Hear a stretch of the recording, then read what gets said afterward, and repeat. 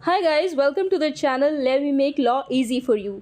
सो last video में हमने क्या डिस्कस किया था। अगर आप चैनल पे नए हो तो लास्ट वीडियो को जाके देखो, क्योंकि अगर आप वो नहीं देखोगे तो ये समझ नहीं आएगा। मैं एक बेसिक्स बता देती हूँ कि हमने क्या क्या डिस्कस किया था। हमने डिस्कस किया था introduction of Indian contract act, कि ये एक्ट कब इनैक्ट हुआ था, कब इन्फोर्स हुआ था। हमने ये डिस्कस किया था कि इनैक्टमेंट और इन्फोर्समेंट में क्या डिफरेंस है। हमने ये भी डिस्कस किया था कि इंडियन कॉन्ट्रैक्ट एक्ट में टोटल प्रोविजंस कितने हैं और कितने प्रोविजंस फर्दर सब डिवाइडेड है अलग अलग कैटेगरीज में।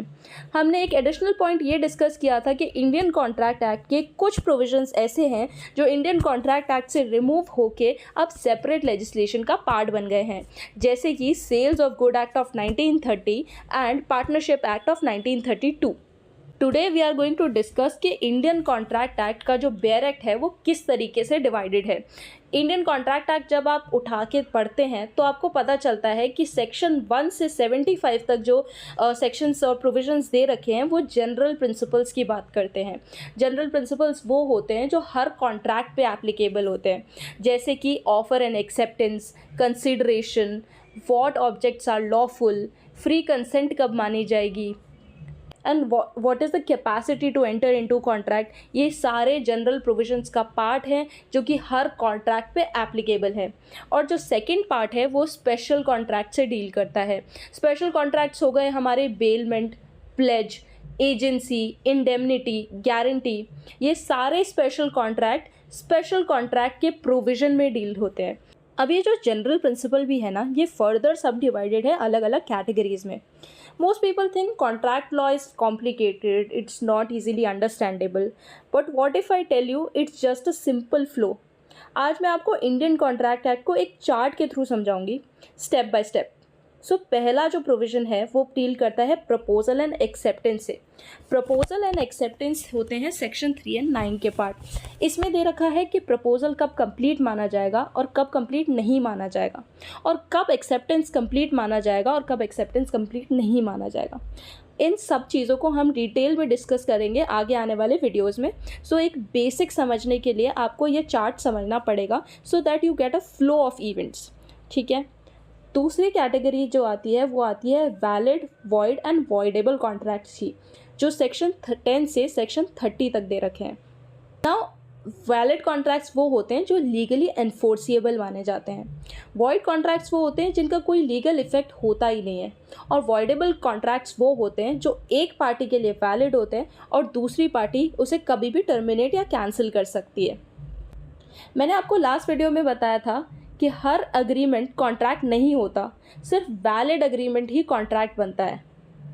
तो जब भी एक अग्रीमेंट लीगली एनफोर्स होगा तो उसे कॉन्ट्रैक्ट माना जाएगा। फर्दर हम डिस्कस करेंगे कॉन्टिजेंट कॉन्ट्रैक्ट्स को, जो सेक्शन 31 से 36 में मेंशन्ड है। सो ये वो कॉन्ट्रैक्ट्स होते हैं जो डिपेंडेंट होते हैं किसी कंडीशन पे।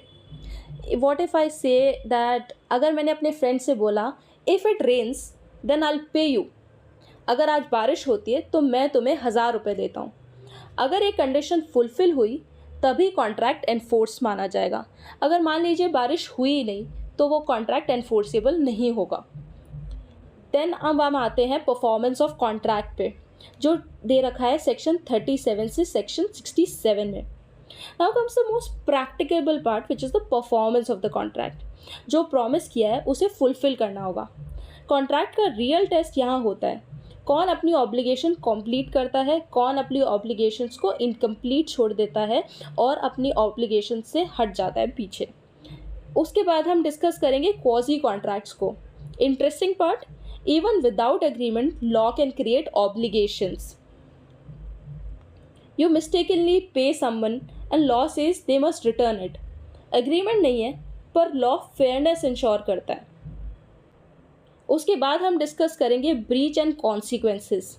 If one party breaches the law then what should be the compensation, what should be the damages. Contract तोड़ोगे तो कॉम्पनसेट तो करना पड़ेगा ना। So that is all. एक बेसिक है, एक बेसिक फाउंडेशन है जो आपको समझना चाहिए। अगर कॉन्ट्रैक्ट को समझना है तो ये फ्लो चार्ट को समझ लीजिए, उससे आपको काफ़ी क्लैरिटी मिल जाएगी regarding this act. So basically ये फ्लो चार्ट जो है, this is the entire journey of general principle, from formation to validity to condition to performance and then finally the breach. Video अच्छा लगे तो चैनल को subscribe करें, like करें, share करें। अगर कुछ कॉन्सेप्ट नहीं समझ आए तो कमेंट करें और फॉलो करते रहें।